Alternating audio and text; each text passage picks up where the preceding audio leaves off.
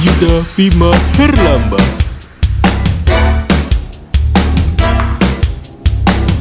Cristiano Akmal Arvena. Selamat datang di podcast kami. Oke teman-teman, kembali lagi dengan kami berdua di podcast kami. Kali ini kita pembahasannya agak lebih mendalam gitu. Dalam gimana? Coba. Kali ini kita itu akan membahas dengan tema nasionalisme. Kalau menurut Anda sendiri, apa sih nasionalisme itu? Kalau pendapat saya sendiri gini, nasionalisme itu suatu kecintaan kita terhadap tanah kelahiran kita.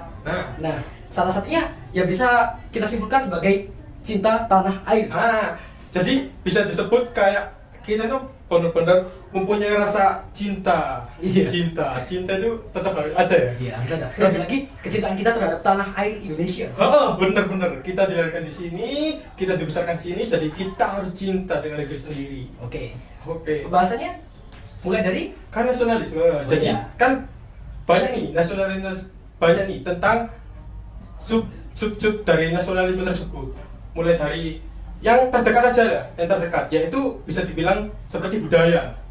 Nah, budaya itu kan merupakan bisa disebut sebagai ketika kita mengikuti budaya atau ketika kita melestarikan budaya, itu kan termasuk bentuk cinta kita kepada negeri kita sendiri.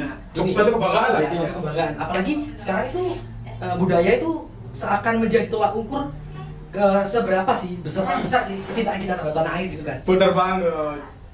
Kayak semisal sekecil apapun budaya yang kita ikuti, pasti ataupun sekecil apapun yang kita lestarikan, itu merupakan walaupun kecil pasti berdampak lah intinya. Berdampak positif bagi diri kita sendiri. Bagi kita sendiri. Terlebih lagi dalam tanda kutip turut serta dalam melestarikan budaya asli dari Indonesia. Bener banget. Kayak kita lihat jangan jauh-jauh lah. Indonesia kan buaya sekali. Betul. Nah, tapi jangan jauh-jauh se-Indonesia. Kita lihat daerah kita sendiri aja, di Jawa Timur tepatnya. Kan banyak sekali loh. Dari ada remo, tari remo, ada juga kuda lumping. Terus ada juga yang namanya kesenian ludruk dan wayang juga. Bener sekali. Ada juga kayak benda-benda gamelan. Kan itu termasuk budaya. Apalagi kalau kita berbicara soal Jawa nih. Jawa itu kental banget yang dengan namanya budaya. Apalagi seperti yang kita pakai ini. Ini Termasuk juga budaya, termasuk budaya non benda. Nah, kebetulan pada tanggal 2 Oktober 2009 pada waktu lalu itu UNESCO mengakui batik sebagai warisan Indonesia, bangsa Indonesia non benda. Wow, luar biasa. Wah, keren banget sih.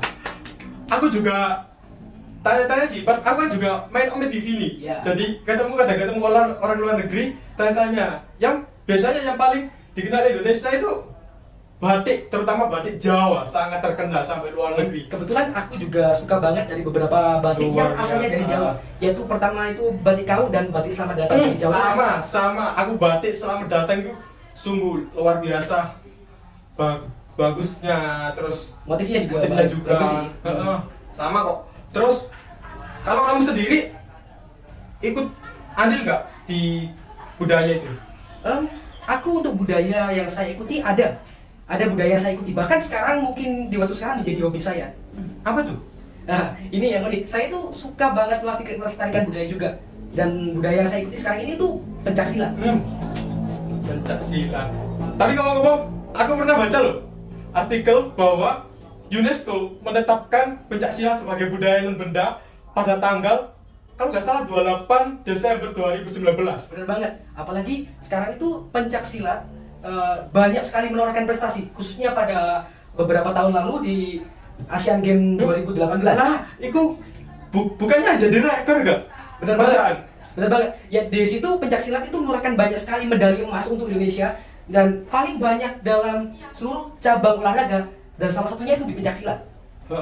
Aku pas waktu lihat itu, ya walaupun lihat di televisi lah, belum bisa lihat langsung itu, dari gerakannya, dari powernya, dari seninya ada. Ya itu sih. Nah, apalagi sekarang itu banyaknya prestasi yang sedang menjamur. Gimana sih pendapat kaula muda, pendapat generasi muda, apresiasi dari generasi muda lah. Nah, gimana apresiasi pemuda-pemudi Indonesia sekarang ini terhadap budaya-budaya, jangan jauh-jauh, cukup dalam lingkup Jawa Timur atau tempat tinggal kita sendiri. Mungkin sekarang kan ada gadget nih. Mungkin kalau menurutku para generasi muda itu kayak dipermudah gitu loh. Kenapa bisa dipermudah coba? Kayak kita semisal ya mau akses tentang budaya bisa dapat dipermudah. Misal kita cari tari namo itu dari mana sih? Terus ludruk itu asalnya dari mana sih? Batik asalnya itu adanya itu di mana aja sih? Kan itu semakin cepat perkembangannya. Itu kalau dampak positif, kan ada juga sih dampak negatif. Nah, di situ aku juga berpikir apa dengan gadget ini sifat atau rasa nasionalisme kita itu bakal bisa berkurang dengan adanya ini. Bahkan kita juga bisa aja lupa bagaimana tata cara bersosial di dunia luar. Iya sih, bisa jadi. Bisa jadi kita terlalu sibuk dengan gadget kita terlalu sibuk dengan apa yang kita pegang. Kadang kita tuh lupa lah dengan sosialisasi Di dunia luar ya kan? Padahal dengan nasionalisme itu juga kita perlu bersosialisasi. Nah, apalagi sekarang itu dampaknya ketika ada gadget ini semakin majunya zaman itu ada yang namanya game online. Yang bahkan di Indonesia sekarang ini sedang menjamur yaitu e-sport. Bener banget. Apalagi kan mungkin aku dengar-dengar kan banyak sekali torehan prestasi-prestasi yang dilahirkan oleh pemuda-pemudi Indonesia di game e-sport itu. Ya. Kayaknya di tingkat internasional bahkan juara 1 loh. Ya, di beberapa platform juga sekarang di game e-sport itu bisa menjadi platform, menjadi ajang untuk yang diperlombakan dan bahkan bisa mewakili dan juga bahkan bisa menjunjung nama bangsa Indonesia tentunya. Bener banget. Jadi teman-teman, ketika kita bicara nasionalisme itu bukan cuman tertera pada budaya saja, ya. Jadi banyak sekali kayak seperti kita menaati peraturan hukum negara, terus ikut andil dalam sebuah mentorehkan prestasi untuk bangsa kita sendiri. Itu juga termasuk sifat sikap nasionalisme, Cinta tanah air.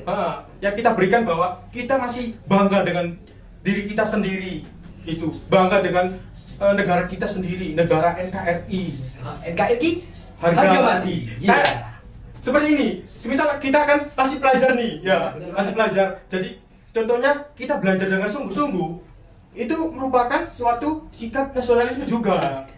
Cinta tanah air juga. Kenapa? Karena dengan kita belajar dengan sungguh-sungguh, kita bisa saja menjadi sesuatu di masa depan yang juga bisa mengangkat nama baik bangsa Indonesia.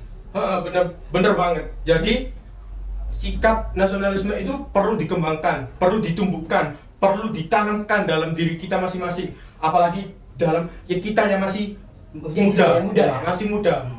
Soalnya sebab pemuda-pemuda dulu juga semangat banget mempertahankan kemerdekaan negeri kita ini. Nah, jadi segitu aja mungkin dari podcast kami.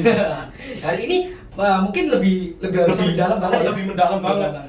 Tapi jadi kita itu harus bersyukur lah bahwa kita itu mempunyai banyak beragaman. Di negara kita itu banyak sekali beragaman, banyak sekali suku, budaya, agama, ras, banyak sekali. Karena negara kita itu negara kepulauan. Jadi makanya di